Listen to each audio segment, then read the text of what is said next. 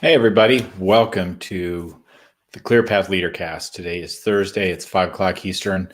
Changing things up a little bit on some of the things we're going to be talking about and where we're broadcasting Clear Path Leadercast. So we're going to be sending it out without necessarily requiring registration for you to see it. It'll just be streamed live on our YouTube channel. It'll be streamed live into our Facebook group and also on my personal channels as well. Plus, we're going to start repurposing it over onto LinkedIn and Instagram too. So we want to make sure that the broadcast signal for the content that we're providing is really broad and wide. We're focusing some new ideas going forward. So first, let me introduce myself. My name is Craig Anderson. I am the president of Clear Path Coaching and Consulting. And as we got some people coming in, I would just tell you, please drop comments in. I'll be able to see them and answer any questions you have as we go through.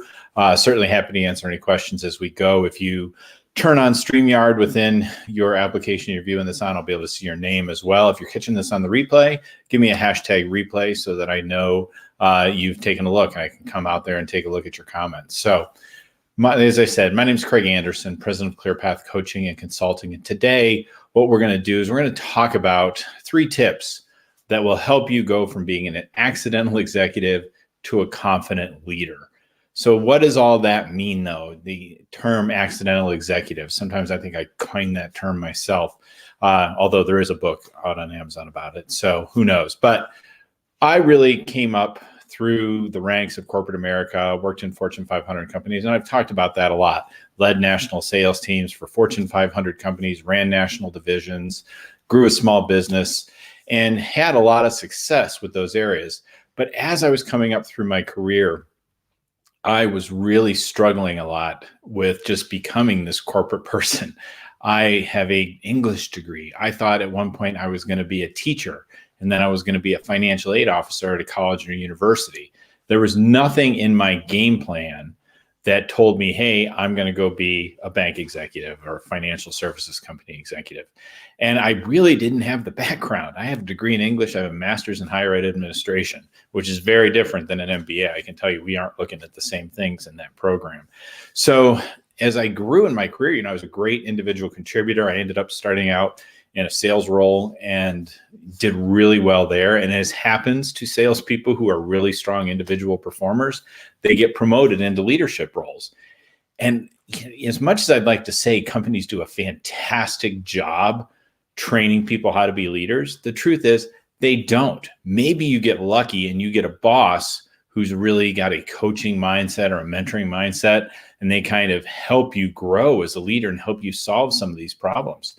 But that's not always the case. And I didn't necessarily have that in all my jobs kind of growing up. And part of the reason for that is they probably didn't have anybody coaching and mentoring them either. So they are struggling. They're just doing the best they can given what tools and resources they had.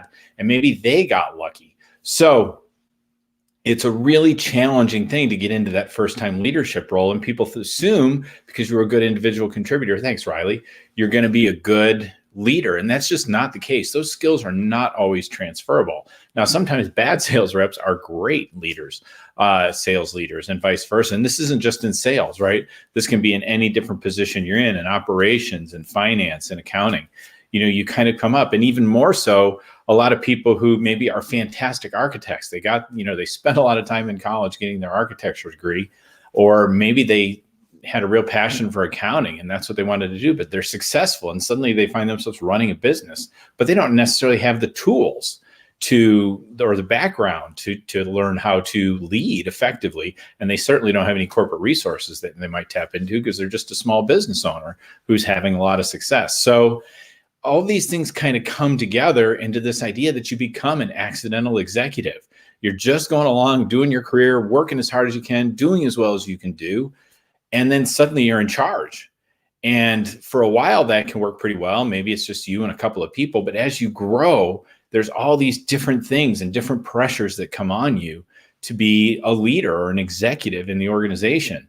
And maybe you just kind of accidentally ended up there. I mean, look, guys, I took like 5 business classes in college. I think my best grade was a C. So this was just not my natural inclination. And so as I grew in this career in these big Fortune 500 companies, what I found was I'm sitting around the table with people with MBAs. And when I was at Chase, I'm sitting around the table with people from MBAs from very prestigious institutions. And here I'm just this guy. And I really struggled with just, why am I here? What the heck am I doing sitting around the table with these folks? The guy who reports to Jamie Dimon is sitting across the table from me. And I really struggled. Now, if you were looking at me from the outside, I looked very successful. I probably looked confident. I worked hard to do the things that I was doing. But inside, I was really struggling with things like, how do I lead? I'm a person who doesn't like conflict. And I saw any hard conversation I had to have with an employee as conflict. So I dreaded them and I put them off.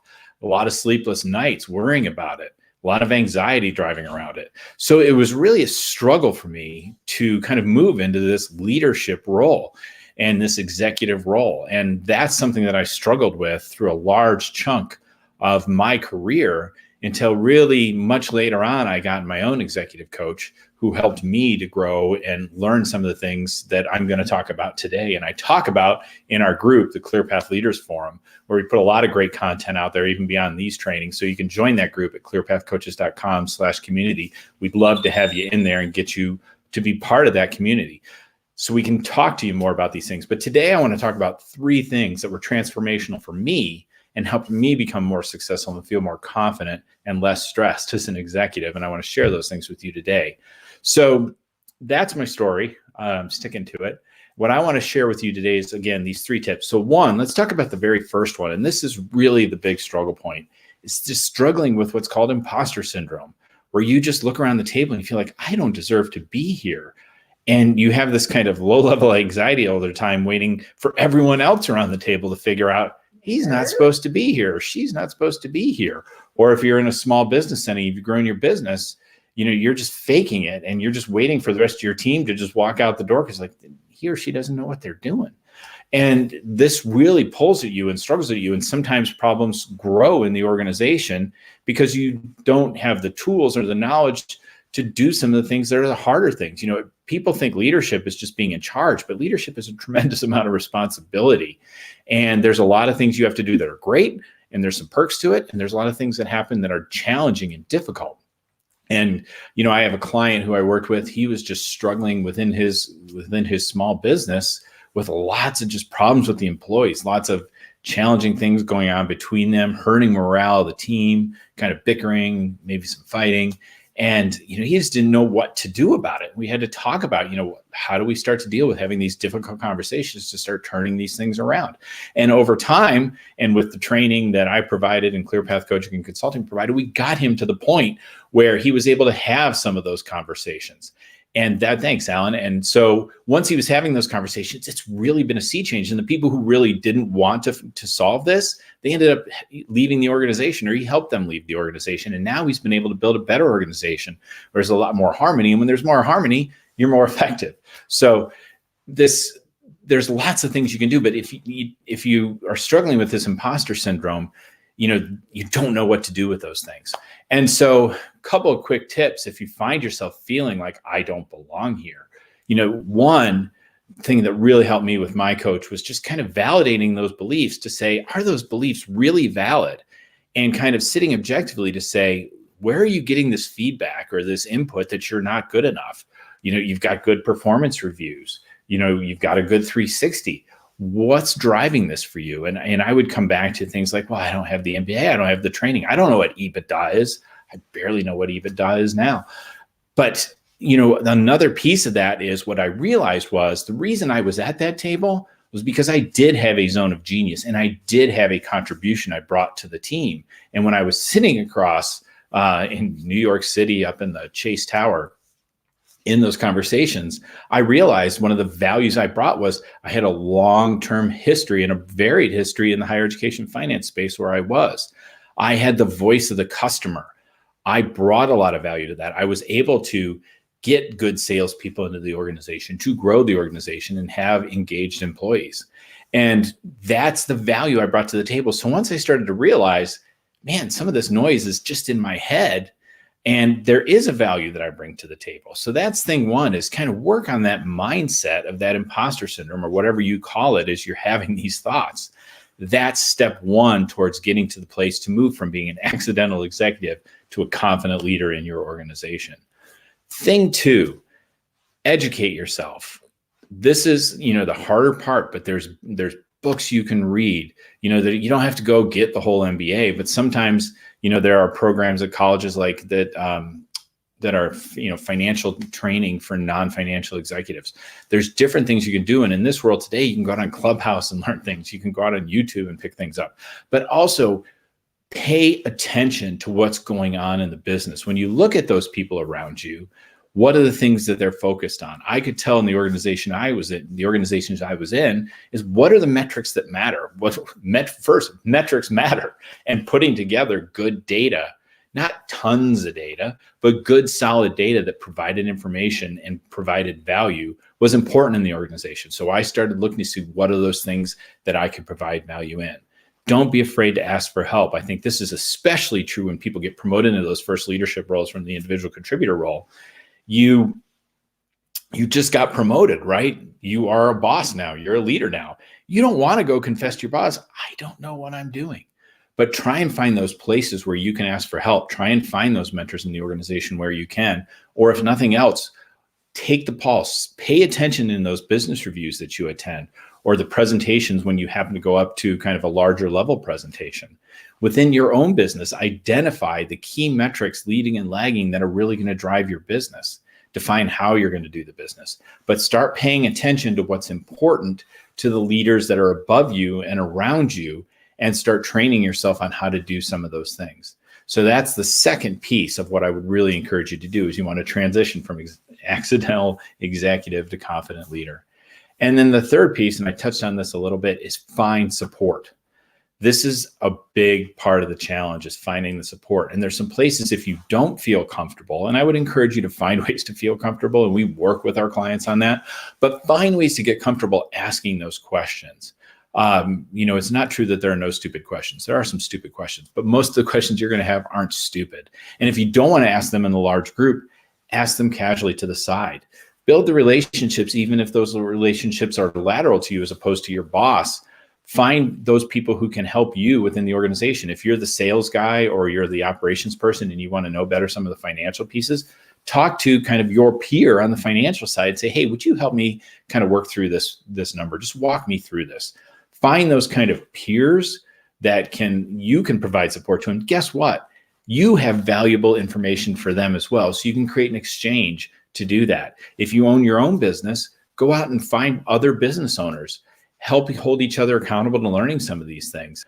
Get into some professional organizations in your community that can help you kind of grow and learn on some of these things.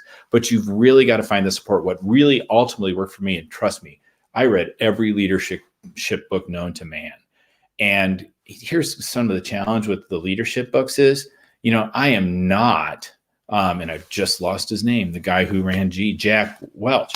I'm not Jack Welch. I'm not the guy who's going to line three people up and say, fight it out, and that's just not who I was. And trying to emulate those other leaders, that just wasn't natural for me. What ultimately worked for me was coaching, getting an executive coach who helped me find inside myself who I am as a leader and how I can hold people accountable and how I could learn to do some of the things that were a little scary for me to do, but how to practice and get some of those things moving forward. So find that level of support that's going to help you grow and develop in your career. So those are really the key three things that I would share with you today to go from being that accidental executive who feels lost, who doesn't know the right answer, to that confident leader. And this isn't going to happen overnight. We're, in our community, we talk about a lot of these things. You're going to learn these things over time. And I've got some exciting announcements coming up in the next probably 30 to 45 days about other ways that we're going to support people who want to do this.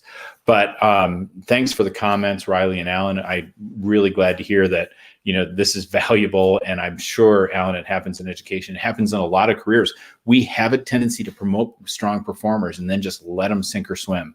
And that's not it. We actually create generational problems in our organizations when we don't find ways to develop and help grow our leaders so they can be more effective, make fewer mistakes, and find the solutions faster. So Thanks everybody for joining again. If you're catching this on the replay, give me a hashtag replay with any questions or comments. I'll be happy to jump in. And please join our Clear Path Leaders Forum. It is at clearpathcoaches.com/community. You can jump in there, answer a couple of questions, and we'll get you set up and you can start answering questions. That's what we're there for. So thanks everybody for joining us today. Appreciate you all showing up for today's Clear Path Leadercast. And I look forward to talking to you guys again next week. We're here every week, Thursday, 5 p.m. Eastern. Also, if you follow me on LinkedIn or Facebook or within our group or even on Instagram, clear_path_coach, I put a lot of good quality information out there that will help you grow to become a better leader, some video content, some written content, some other things. I occasionally work out a pretty inspiring quote as well. Thanks everybody for your time today. Take care. Bye-bye.